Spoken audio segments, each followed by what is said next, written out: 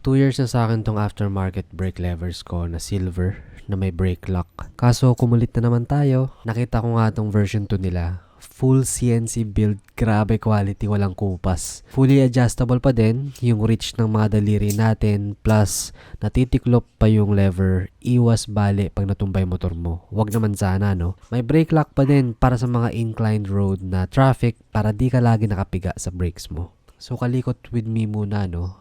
Madali lang baklasin yan. Kung paano matatanggalin, ganun mo lang din babalik. Sa mga DIY lang din dyan, katulad ko, maigi panoorin mo lang tong video hanggang dulo para di ka magkamali. So dito nga tinatanggal ko na yung luma nating brake levers. Mapapansin nyo, meron dyang gold tube. Huwag nga pala kayo mag-alala kasi meron tayong bagong gold bushing dyan na kasama dito sa ating brake levers na bago. So ganun nyo lang din siya i-install. Lagay nyo yung gold bushing para dyan maipasok natin yung ating screw. Itong part na to, huwag nyo kakalimutan na kakalang nyo dyan yung brake lever. Kasi kapag hindi nyo nagawa yan, baka hindi gumana yung brake light natin sa likod. So dito nga, ini-install na natin yung brake lock. Kung mapansin nyo dito, sinadya ko talaga na higpitan ng sobra. Tapos makikita nyo, pag napasobra kayo ng higpit, i-stack up yung brake levers natin. So, dapat hindi sobrang higpit talaga. Kasi yung enough higpit lang para yung play ng preno natin is smooth lang din. Dito naman sa ilalim, kung makita nyo, ina-align ko na yung brake lock natin para maayos siyang mag-function. Take note lang, itong brake lock natin, hindi to pwedeng gamitin sa parking kasi may ipit yung hydraulics natin. After nga yung kaliwa, kanan naman. Itong kanan, ang gagamitin pa rin natin is yung stock na mga screws. Gamit lang tayo ng tamang tool, which is 10.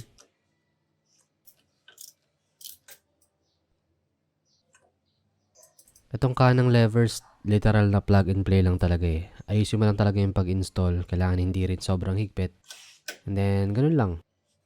As long as nagkiklik yung ating brake lights, okay na yan. Dito naman, pwede mo nang ayusin yung settings ng brake levers mo kung saan ka mas komportable sa reach ng iyong mga daliri. And then, yun lang. Ganun lang kadali. Sa mga interested din kumuha nito, sobrang tested ko na to kasi 2 years ko nang gamit yung luma natin. Pinalitan lang natin ng bagong kulay. Bukod sa look, syempre yung functionality ng brake lock yung habol ko talaga dito. Saka yung reach, yung adjustability. Saka marami pa tayong color options dyan sa yellow basket natin sa baba. Kaya check out nyo na. Tara!